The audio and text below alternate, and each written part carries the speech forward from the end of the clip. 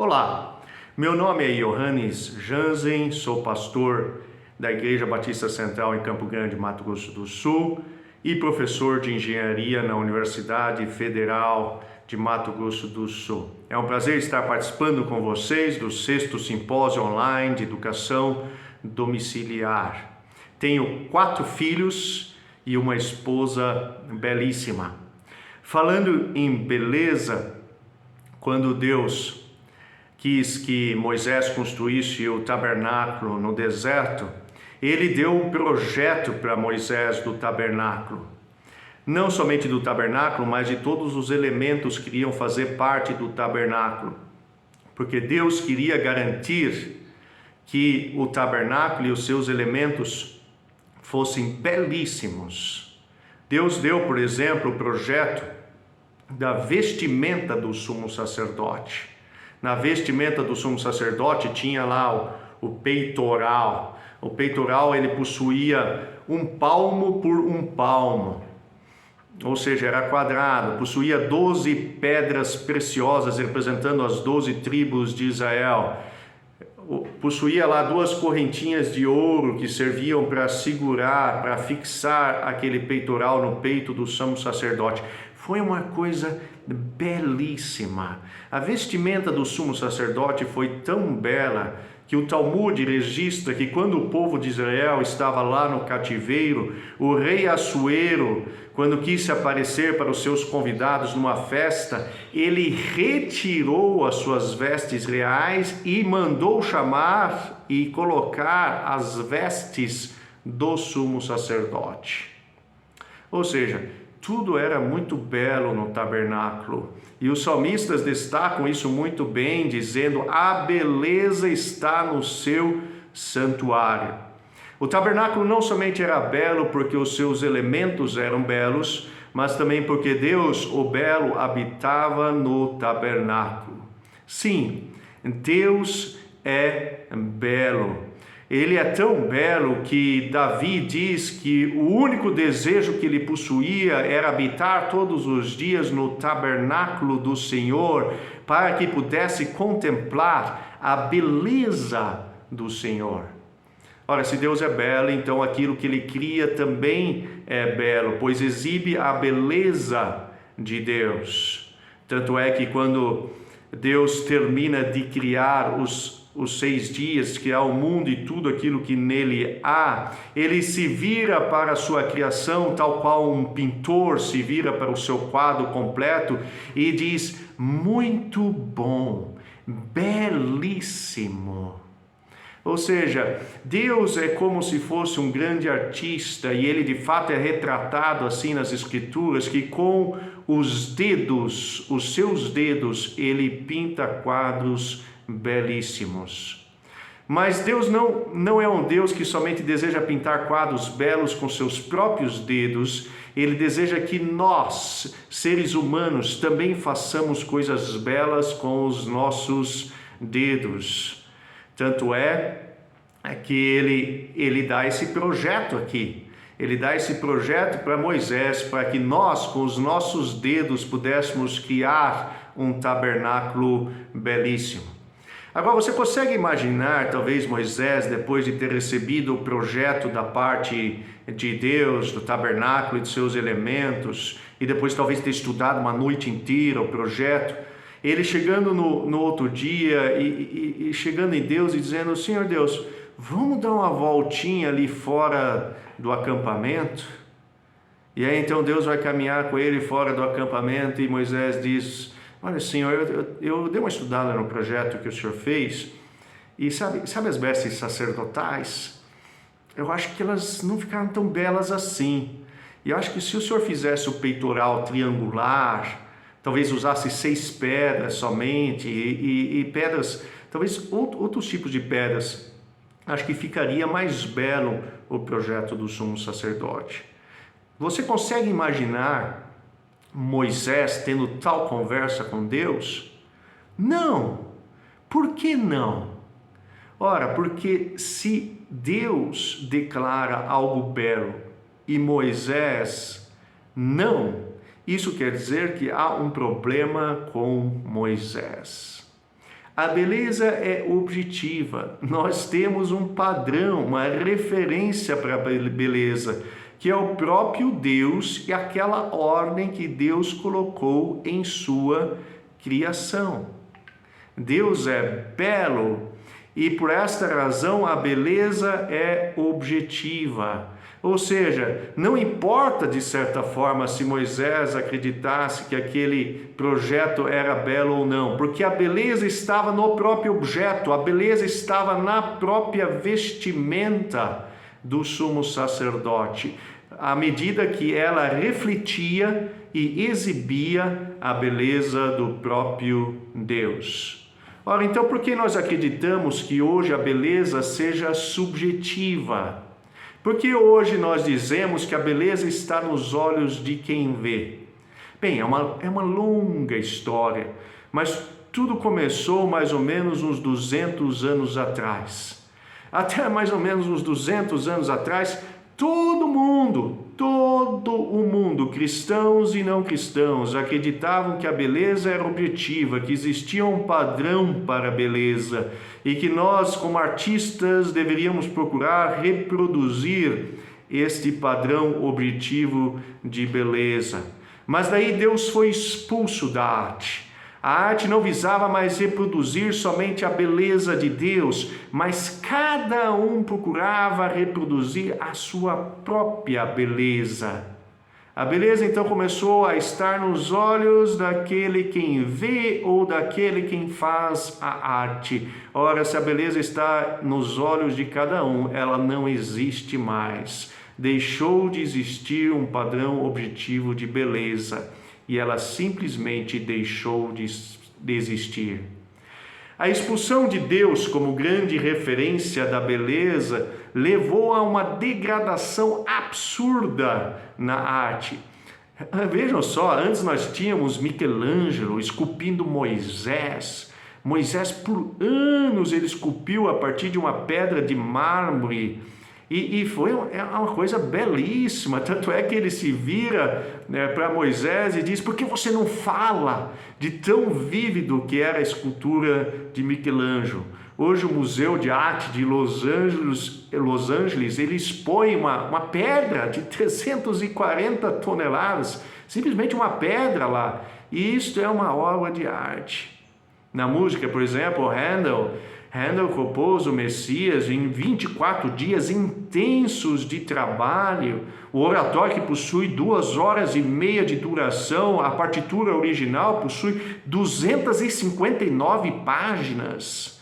Mas hoje nós temos funkeiros em tempo real compondo as suas músicas, sendo que eles mesmos não entendem, malmente entendem algo de música. Ou seja, quando Deus foi expulso da arte, houve uma grande degradação da arte. Robert Floertz costuma dar o seguinte teste para os seus alunos de pós-graduação. Ele diz: olha, eu tenho aqui uma pintura de Jackson Pollock. Jackson Pollock é um dos grandes pintores que nós temos. Jackson Pollock. E eu gostaria que vocês explicassem o porquê essa pintura é boa, porque ela é bela.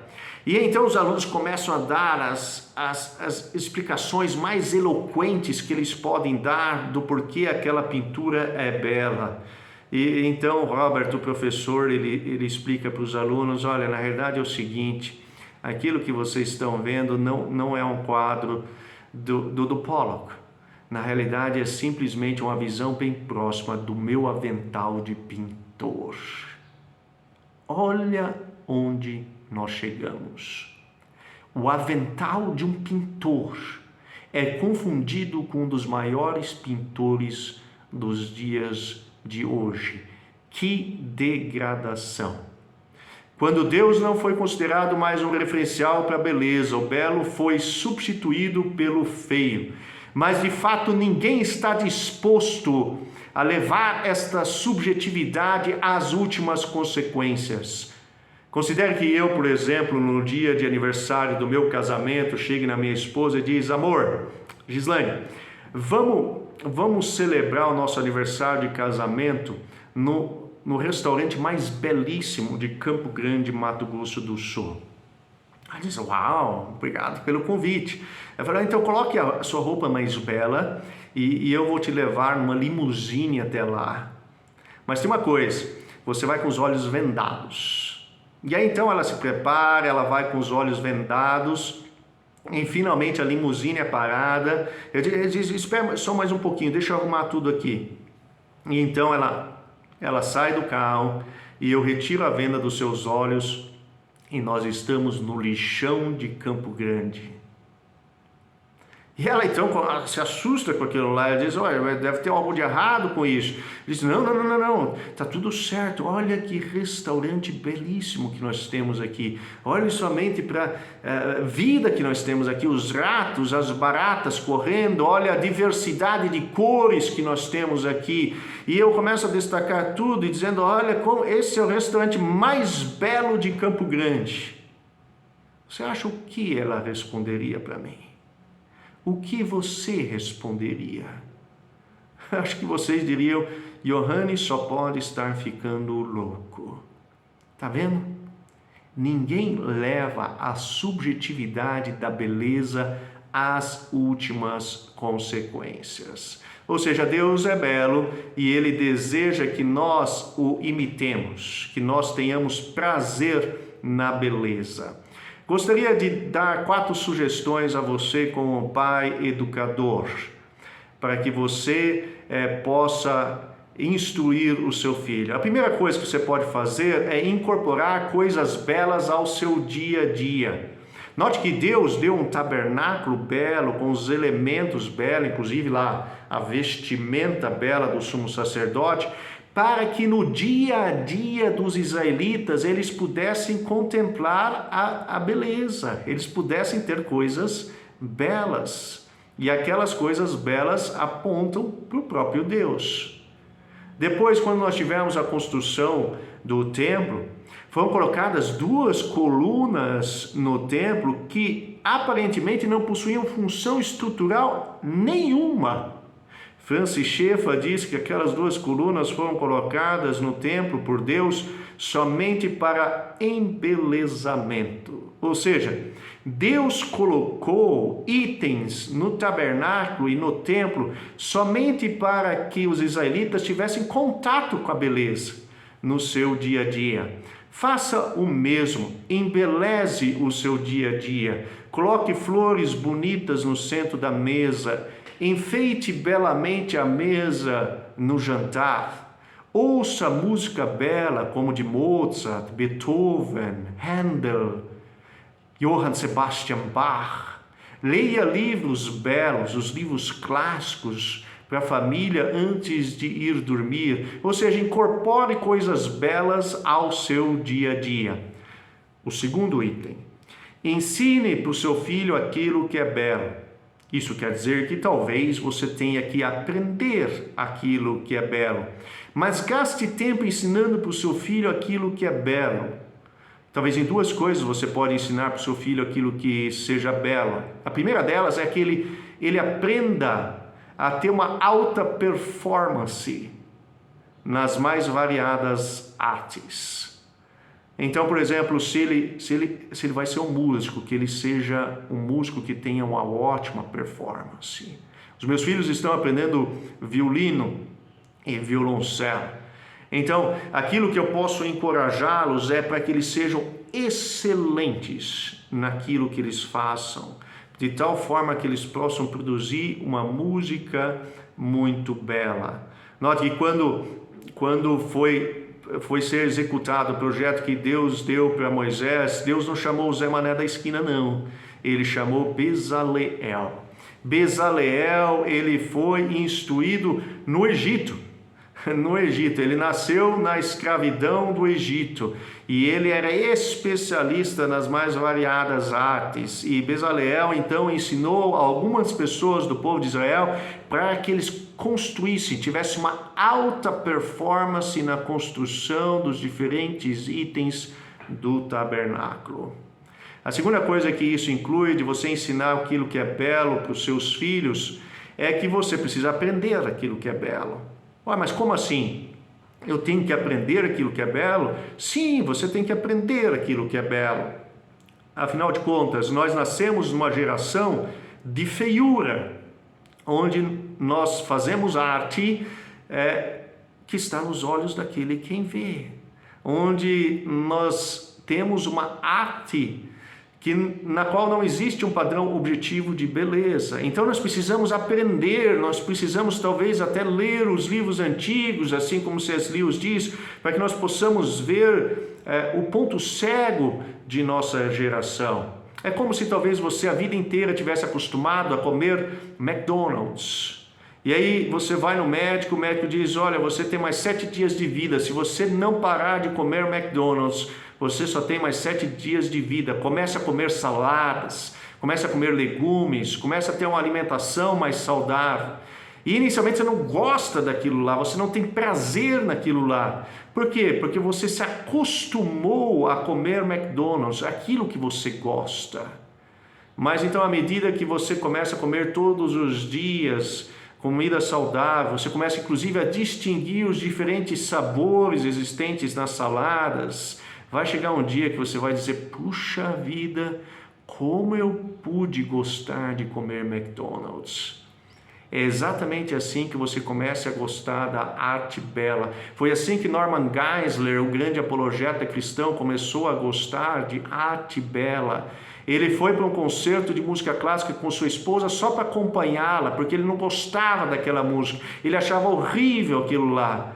Mas então, à medida que ele começou continuamente a acompanhar sua esposa, ele começou a achar aquela música belíssima, porque aprendeu aquilo que é belo.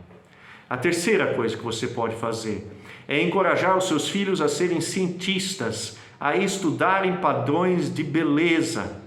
Afinal de contas, se existe o belo de forma objetiva, então é bem provável que Deus tenha colocado padrões de beleza na sua criação e que podem ser descobertos por nós. Christopher Alexander, um austríaco, um grande cientista, professor da Universidade de Califórnia, uma das grandes referências na arquitetura no mundo, ele fez exatamente isso quando ele quis fazer uma arquitetura que reproduzisse a beleza de Deus. Inicialmente, em suas pesquisas, ele colocou 2 objetos na frente de diferentes pessoas que foram entrevistadas. Ele diz, olha, qual que você acha mais atrativo? Daí um dizia um, outro dizia outro. Mais ou menos 50% escolhia um e 50% escolhia o outro objeto. Mas daí essas perguntas começavam a ficar mais sérias, até que então ele perguntava, escuta, qual objeto você escolheria para passar a eternidade? E finalmente, qual objeto você escolheria para oferecer a Deus? Neste ponto, havia 100% de concordância. Todos escolhiam exatamente o mesmo objeto. Por quê? Ora, porque nós sabemos aquilo que nós temos que oferecer a Deus, com aquele objeto que nós queremos passar a eternidade. E ele então escreveu vários livros falando sobre os diferentes padrões de beleza que nós temos, e escreveu centenas de artigos científicos discorrendo exatamente sobre este assunto. Foi a área de pesquisa dele, Christopher Alexander. Encoraje o seu filho a fazer o mesmo. Precisamos de mais cientistas que estudem a beleza. E finalmente, em 4º e último lugar, você quer colocar coisas belas na vida dos seus filhos para que eles adorem e louvem a Deus. Ora, toda a beleza reflete de alguma forma última a beleza de Deus. Deus criou um tabernáculo belo não para que o israelita saísse do tabernáculo dizendo, uau, que tabernáculo belo, mas que ele saísse de lá louvando a Deus, dizendo, uau, que Deus belo. É interessante isso, que usualmente quando nós contemplamos a beleza, nós queremos convidar outras pessoas para que participem conosco do nosso louvor. Quando vemos uma música bela, quando vemos um belo pôr do sol, nós imediatamente olhamos para o lado e queremos dizer, uau, que pôr do sol belíssimo. Foi exatamente isso que o rei da Inglaterra, diz a lenda, fez quando começou a ouvir os primeiros acordes do grande Aleluia, do Messias de Handel, ele imediatamente ficou em pé, e as pessoas diziam: uai, rei, o senhor está cansado? O senhor quer que seja interrompida aí a peça? Ele diz: não, parece que o coral estava me convidando a se juntar a ele em louvor a Deus. Eu estou diante do Rei dos Reis. E toda a plateia ficou em pé juntamente com o rei. Ora, imagine que essa plateia fosse um pouquinho maior. Imagine que essa plateia fosse o mundo inteiro. Será que este lugar existe? C.S. Lewis se pergunta. Ele falou: é claro que ele existe. Este lugar é o céu.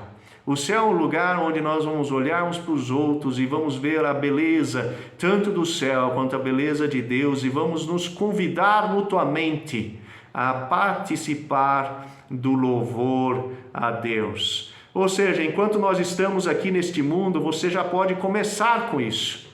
Você pode começar a ter um antigosto do céu.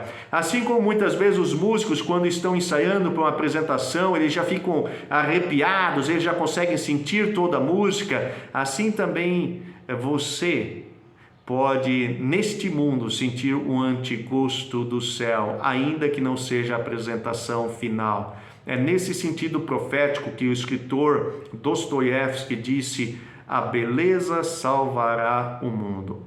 Sim, a beleza salvará o mundo. Você pode salvar os seus filhos através da beleza.